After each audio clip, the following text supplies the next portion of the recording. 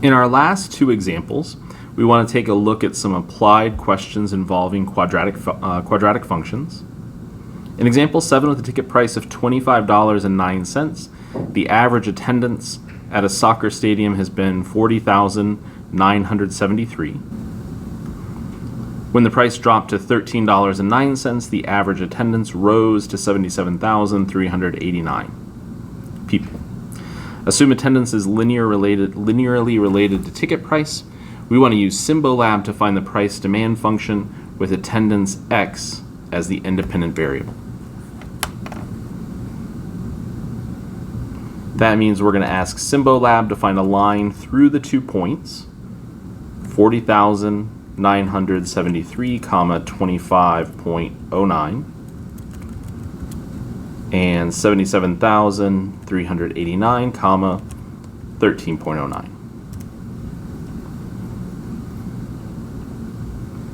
That'll give us our linear model, which we'll rewrite as p of x, since this is a price demand function, lowercase p of x, and round our values, we'll end up with negative 0.0003 x plus 38.5916.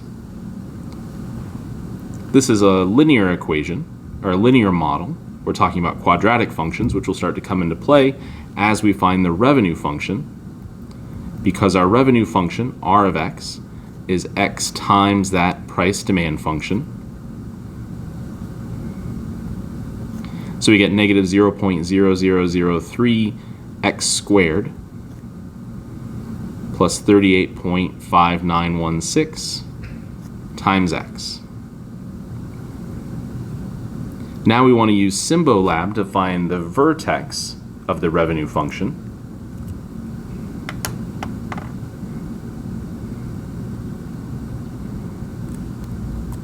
We can do that by asking it to find extreme values. So Symbolab uses a slightly different language here, but we want to find the extreme values of this revenue function that we just constructed.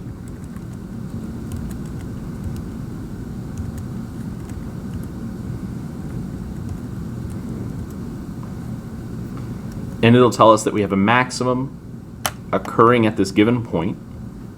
We're given that x value as not a fraction but a decimal divided by a decimal.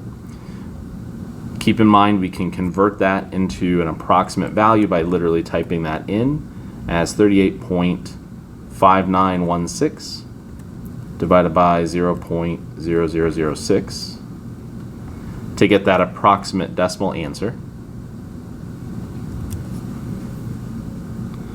meaning the vertex of this revenue function occurs at 64,319.3333, comma 1,241,092.9921.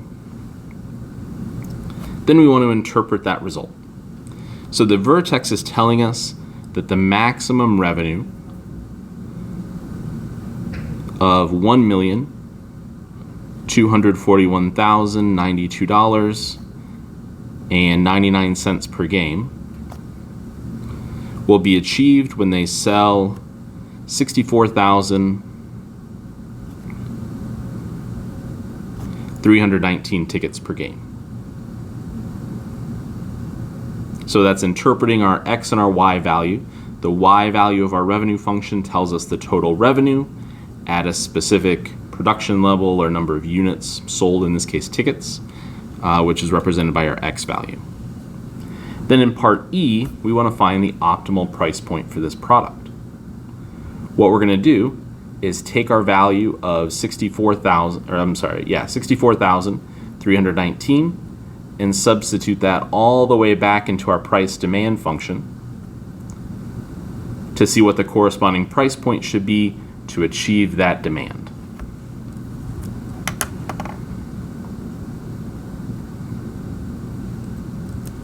That means we'll want to evaluate negative 0.0003x plus 38.5916 for x is equal to 64,319. And we get a value of 19.2959, or approximately $19.30 per ticket.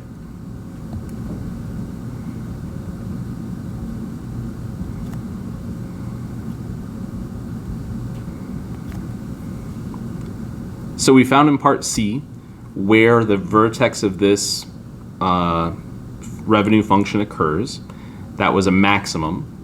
So at that number of tickets being sold, we have our maximum revenue, and we take that maximum number of ticket, or that optimal number of tickets sold, and plug it back into our price demand function to get that optimal price point that will yield that demand that we're after. In example 8, we're given a function for the total profit in hundreds of dollars for a company producing and selling X units of a certain product. We want to use Symbolab to find all X and Y intercepts of this function.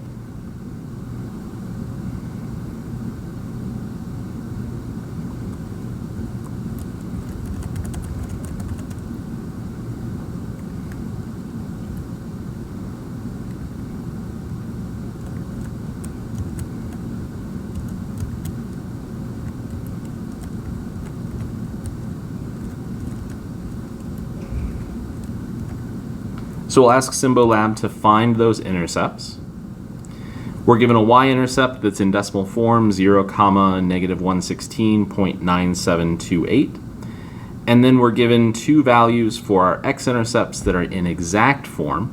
So what we'll need to do first is convert those to decimal approximates. It's a little annoying that we don't get these as just decimal answers, but we can make this conversion with a little bit of work by simply typing in these values, so 0.1853 plus the square root of 0.01094153 divided by 0.0001. So that will give us our first value.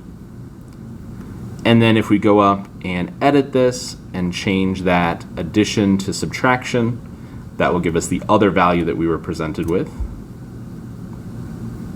So we can generate those decimal approximates, meaning that we'll have x-intercepts at 2,899.0177, comma 0, and 806.9823, comma 0, and we had that y-intercept at 0, comma negative 116.9728. But keep in mind we were told in the problem that P is in hundreds of dollars, so we actually need to take that value for y before we interpret it in the next portion and multiply it by 100 to get negative 11,697.28. Now we can interpret those values. The first statement relates to the y-intercept because we're looking at how much money the company spent. That's our negative profit value.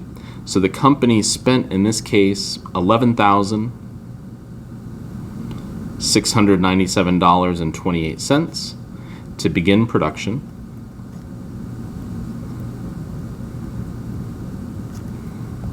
Because again, that's our y value whenever x is equal to 0, meaning we haven't produced anything yet. And we know that the company will break even because our profit is equal to 0. So revenue is equal to cost. Our company will break even at a production level of 2,899 units or 807 units.